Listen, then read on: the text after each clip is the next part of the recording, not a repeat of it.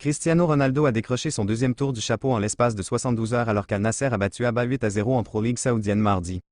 Le quintuple vainqueur du Ballon d'Or a marqué 3 buts et enregistré 2 passes décisives en première mi-temps pour les nonuples champions d'Arabie Saoudite.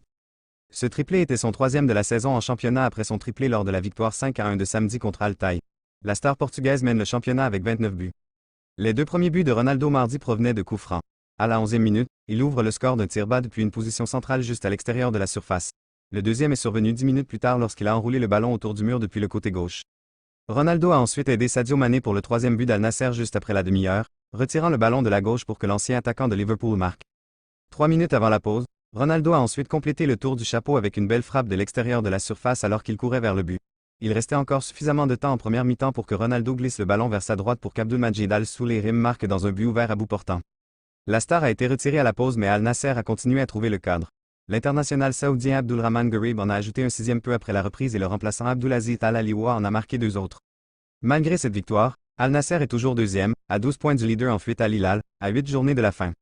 Al Hilal a annoncé plus tôt dans la journée que l'attaquant Aleksandar Mitrovic, deuxième derrière Ronaldo avec 22 buts, manquerait probablement le reste de la saison en raison d'une blessure. Face à une ligne arrière forte et inconnue des Tigres, la présence d'une menace offensive telle que Cucho Hernandez aurait profité au Crew. Mais pour le deuxième match consécutif, l'attaquant de Columbus a été exclu de la liste de la journée. Soyez patient, a déclaré l'entraîneur du Crew Wilfried Nancy après avoir refusé de faire le point sur la situation actuelle impliquant Hernandez. C'était une journée d'anticipation avant le match aller des quarts de finale de la Coupe des champions de la CONCACAF entre Columbus et les Tigres. Le statut d'Hernandez est resté secret jusqu'à ce que les files d'attente soient révélées, et des avertissements de temps violents ont retardé le début du match. 2 heures après le coup d'envoi initialement prévu à 19h mardi, une fois les orages passés sur Lower.com Field, le Crew a commencé son match contre les Tigres, qui s'est soldé par un match nul 1-1. En l'absence d'Hernandez, qui mène le Crew au classement des buteurs, l'ancien vainqueur du soulier d'or de la MLS, Diego Rossi, a inscrit son premier but de l'année. J'essaie de faire de mon mieux à chaque match, a déclaré Rossi. J'ai mon premier objectif. Maintenant, il faut continuer. Rossi a trouvé son ouverture à la 43e minute. Samir Ketano des Tigres a tenté d'envoyer une passe depuis l'intérieur de sa propre surface. Le milieu de terrain de l'équipe Eden Morris a intercepté cette tentative et a rapidement transmis le ballon à Rossi, qui a fait un mouvement et a envoyé son tir devant le gardien Felipe Rodriguez, dans le coin gauche du but. Avant que Columbus ne rejoigne le tableau, les Tigres ont pris un avantage de 1-0 à la 18e minute. Dans le coin supérieur droit de la surface de Columbus, le milieu de terrain des Tigres Diego Lenné a affronté Yayeboa. Dépassant le milieu de terrain du Crew, Lenné a envoyé le ballon à son coéquipier André-Pierre Gignac dans la surface, qui a dirigé le ballon pour un but à la gauche du gardien Patrick Schultz. C'est un long match, a déclaré Schultz.